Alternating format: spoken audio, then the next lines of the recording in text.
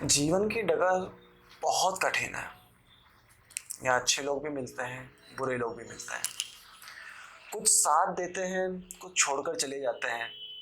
किसी से अपनापन मिलता है और किसी से बहुत बड़ा धोखा। हर इंसान के जीवन में इस तरह के लोग आते जरूर हैं। किसी से हम सीख लेते हैं और किसी से हम रो लेते हैं। आज जिस शख्स से मिलने जा रहे हैं, उन्होंने अपने जीवन में बहुत उतार चढ़ाव देखे और इस हद तक उतार चढ़ाव देखे कि बने बनाए मकान, जो हर इंसान का सपना होता है मकान बनाना, ऐसे मकान तक उनको बेचने पड़े। बहुत स्ट्रगल किया, लेकिन आज जयपुर राजस्थान में सोडाला में अपनी इलेक्ट्रॉनिक की डिवाइस की दुकान, अपना हार्डवेयर का काम, सीसीटीवी कैमरे का काम और स्पेशली कैंगन वाटर का काम करते हैं और एक सक्सेसफुल बिजनेसमैन के रूप में आज अपना जीवन जी रहे हैं। उम्मीद है आप उनकी कहानी से इंस्पायर जरूर होंगे। मिस्टर देवेंद्र कुमावत।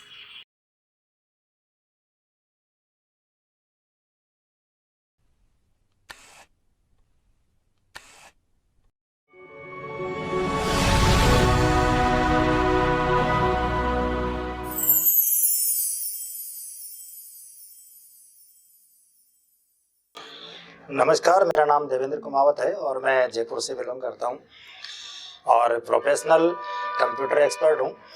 साथ में मोटिवेशनल स्पीकर भी हूं, एक्टर हूं, एंकरिंग करता हूं और स्क्रिप्ट राइटर भी हूं। और बहुत दिनों से काफ़ी कुछ जो स्थितियों में बदलाव आया है उसके विषय में आज मेरी आपसे बातचीत होगी।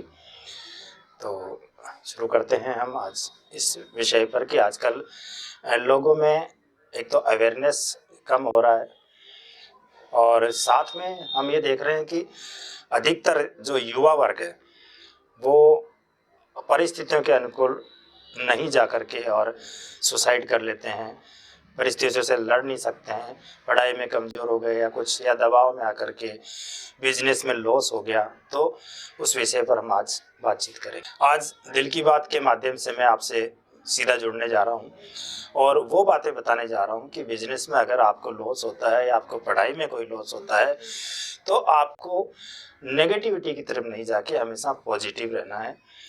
क्योंकि मेरा अगर बैकग्राउंड देखा जाए तो मैं बहुत सही बात आपसे बताने जा रहा हूँ कि 1995 से मैंने कंप्यूटर का जो काम स्टार्ट किया था और बहुत सारी कंपनियों में मैंने नौकरी भी करी है। लास्ट में मैंने 2004 में IBM से रिजाइन करके और ख़ुद का बिज़नेस सेटअप किया था।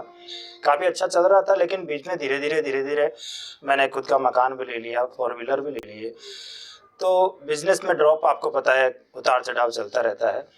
तो बिज़नेस में ड्रॉप आने की वजह से मेरा ख़रीदा हुआ मकान भी चला गया। लेकिन क्या होता है कि अगर हम ये कहें कि कम जिसकी सोच छोटी होती है वो कुछ नेगेटिव बातें सोचता कि अरे मुझे इतना लॉस हो गया, मैं क्या करूँगा। उसके बाद में जब मैंने दूसरा मकान बनाया उसमें भी कोरोना आ गया और हम लोग सर्वाइव नहीं कर पाए, तो उसको भी सेल करना पड़ा। उसके बाद में तीसरा मकान मैंने बनाया है। तो ये जो चीज़ें होती है कि हम अपने बिजनेस में अगर अप डाउन देखते हैं तो ये जाहिर सी बात है कि सबके साथ ऐसा होता है। बहुत बड़ा करोड़पति होता है, उसका भी बिजनेस ड्रॉप होता है, लेकिन उसके पास क्या होता है कि बैक ड्रॉप होता है, उसके पास पैसा बहुत होता है तो वो आ जाता है। लेकिन मैंने ऐसे बिजनेसमैन को भी सुसाइड करते हुए देखा है जिनके पास करोड़ों की संपत्ति होती है लेकिन वो कुछ कर नहीं पाते। तो उनकी थिंकिंग हमेशा नेगेटिव की तरफ ज़्यादा जाती है और वो किसी न किसी कारणवश सुसाइड कर लेते हैं। तो मेरा ये मानना है कि हम अपने बिजनेस में हमेशा एक सच्चाई लेकर चलें। आज आपने देखा होगा जितने भी बिजनेस हो रहे हैं सब झूठ के होते हैं। अगर आप झूठ नहीं बोलोगे तो आपका बिजनेस नहीं चलेगा। आज आप किसी से पेन खरीदने जाओगे, दुकानदार आपको पेन बेचेगा, 5 रुपए का पेन बेचा, उसकी लागत सिर्फ 1 रुपया होती है, लेकिन उसके बीच में जो मार्जिन होता है वो ऐड का हुआ, ये हुआ, तो वो कस्टमर आपको बोलेगा कि साहब 10 पेन लोगे तो भी 2 रुपए का दूंगा, 20 लोगे तो भी 2 रुपए का दूंगा। लेकिन क्या होता है, हम ये सोचते हैं कि हम कोई बिजनेस स्टार्ट करें। हमने एक बिजनेस स्टार्ट किया और उसके बाद में हमने देखा कि कुछ टाइम बाद हमारा बिजनेस ग्रो हो गया। साथ में ये किसी को पता पड़ा कि इसका बिजनेस तो बड़ा चल रहा है, उसने पड़ोस में आकर के आपके पड़ोस में वही सेम बिजनेस स्टार्ट कर दिया और आपका बिजनेस ड्रॉप हो गया। क्या होता है, आप कोई सामान 5 रुपए का बेच रहे हैं तो उसने 4 रुपए में बेचना शुरू कर दिया। तो बिजनेस ड्रॉप इसलिए आता है कि कोई न कोई आपके अगेंस्ट खड़ा हो जाता है। आज हम इंडिया में जो बात करते हैं कि आपके भाई का भी भाई सगा नहीं होता है, क्यों कि वो सोचता है कि ये क्यों तरक्की कर रहा है। यहाँ पर टांग खींचने वाली जो है ना जनरेशन ज़्यादा है और साथ देने वाले बहुत कम होते हैं। तो धीरे धीरे जब हम बिजनेस की तरफ बढ़ते हैं और हमारा बिजनेस ग्रो करने लगता है तो मुसीबतें तो आएगी। लेकिन उन मुसीबतों से डट करके आपको हमेशा पॉजिटिव सोच रखनी है कि अगर मैं किसी के साथ सही करूंगा तो ईश्वर मेरे साथ भी सही करेगा। मैं आपको सही बात बताऊं कि 2010 के बाद में जब मैंने अपना बिजनेस थोड़ा और ग्रो किया और काफ़ी अच्छा बिजनेस चल रहा था, लेकिन कोरोना की वजह से वो फिर ड्रॉप हो गया।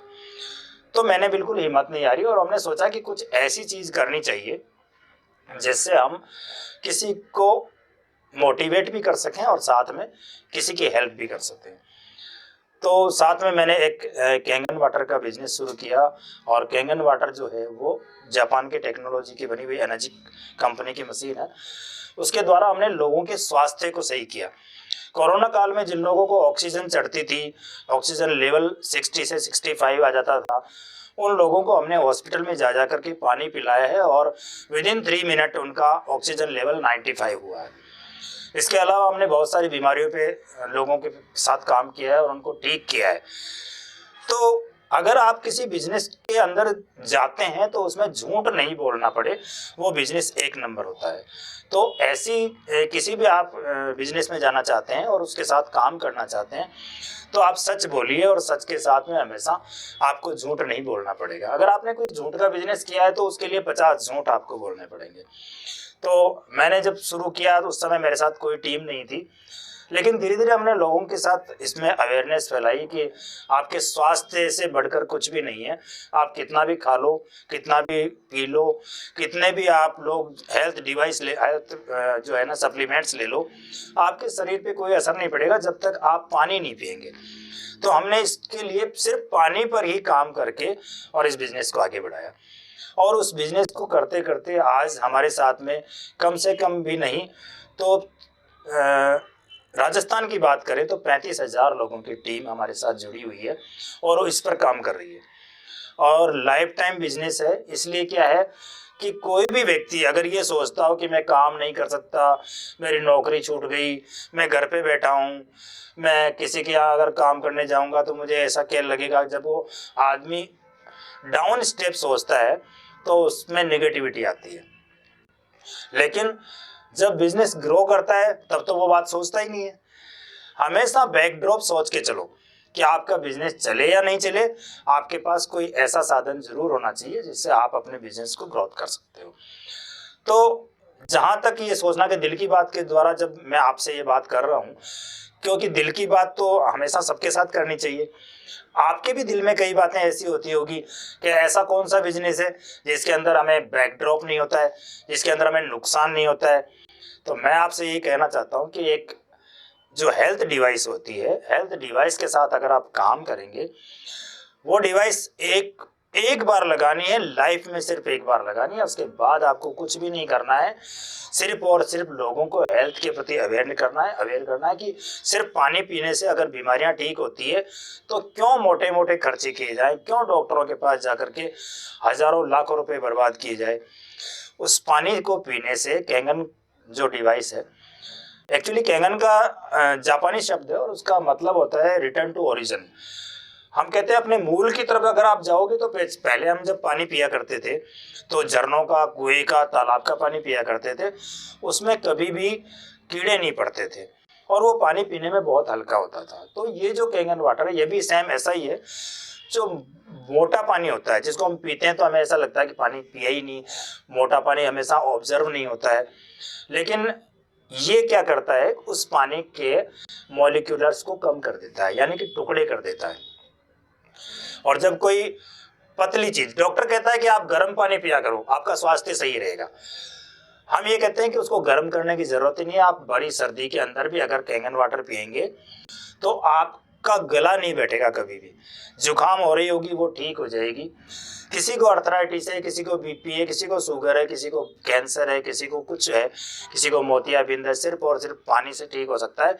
क्योंकि हमारे जितने भी ऑर्गन्स हैं उनमें किसी में 85%, किसी में 90%, किसी में 70%, किसी में 65% पानी होता है। हम कहते हैं कि कोई कहता है कि आपके क्या दांतों में भी पानी होता है? यस, दांतों में भी जो है 2 से 4% तक पानी की मात्रा होती है। अगर वहाँ पानी नहीं होता तो फिर आप कैसे काम करते, आपकी लार कैसे बनती? इसके अलावा ब्लड में आप देखा जाए तो 80% पानी, 85% पानी होता है। तो हमारे जितने भी ऑर्गन्स होते हैं वो उसी पीएच का पानी अगर पिएंगे तो वो बिल्कुल स्वस्थ रहेंगे और हमेशा उन चीज़ों पर जो है काम करने से उन ऑर्गन्स पे हम काम करेंगे और हमारी हेल्थ सही रहेगी तो हम आगे बढ़ के काम करेंगे।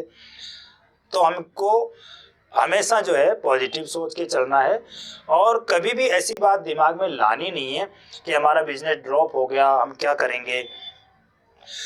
हमेशा मैं मेरे इस बिजनेस की बात ही नहीं कर रहा हूँ, बहुत सारे ऐसे बिजनेस है जिनमें बैक ड्रॉप होता है।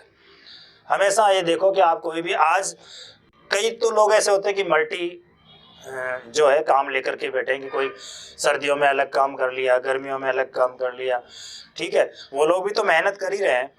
तो जिनकी सोच नेगेटिव होती है वो लोग हमेशा गलतियां निकालते हैं, हमेशा ईश्वर को दोष देते हैं, हमारे नसीब में नहीं था, हमारे ऐसे नहीं था, हमारा तो नसीब ही खराब है। मैं ये कहता हूँ कि नसीब से ज़्यादा अगर आप अपने कर्तव्य पर विश्वास रखें, अपने काम पर विश्वास रखें, काम पर फोकस करें तो बहुत आगे जा सकते हैं। भले ही आपके पास पैसा आज नहीं है, लेकिन अगर आप सच्चाई पे चलेंगे और एक निश्चित मुकाम के लिए अपन मेहनत करेंगे तो वहाँ तक जरूर पहुँचेंगे। तो दिल की बात के द्वारा मैं आपसे सबसे यही बात कहना चाहता हूँ कि हमेशा अपनी सोच को एडवांस रखें। आज आप देख लो कि कोई भी स्टूडेंट होता है, उसके घर से दबाव होता है उसके ऊपर, तुझे ये बनना है, तुझे डॉक्टर बनना है, तुझे वकील बनना है, तुझे आर्किटेक्चर बनना है। उसकी खुद की सोच क्या कहती है? हमेशा हम ये देखते हैं, हम परिवार वालों से भी मैं ये कहना चाहता हूँ कि अपने बच्चों पर दबाव ना डालें, उसको वही काम करने दें जिसमें उसकी रुचि हो। क्योंकि बच्चे के ऊपर अगर आप प्रेशर डालोगे, स्कूल की तरफ से भी प्रेशर डाला जाता है। आजकल आप देखोगे तो ट्यूशन जाओ स्कूल से आने के बाद में, और ट्यूशन के अलावा भी और बहुत सारी एक्टिविटीज़ उसको करनी पड़ती है। उसके पास टाइम नहीं मिलता है, टाइम सोने का भी टाइम नहीं होता है। जब हम लोग पढ़ते थे, मैं खुद साइंस का स्टूडेंट रहा हूँ, तो हम 18 घंटे पढ़ते थे, 6 घंटे में से भी 4 घंटे सोते थे, इसके अलावा और सारी अदर एक्टिविटीज़ करते थे। तो पढ़ाई के साथ साथ आपका दिमाग भी तो संतुलित होना चाहिए। आजकल आप बच्चों को 4 बजे स्कूल से आएगा, उसके बाद तुझे ट्यूशन जाना है, उसके बाद रात को बैठ के पढ़ना है, बच्चों का सारा ध्यान उसमें लग जाता है। दूसरी चीज़ आ गई मोबाइल।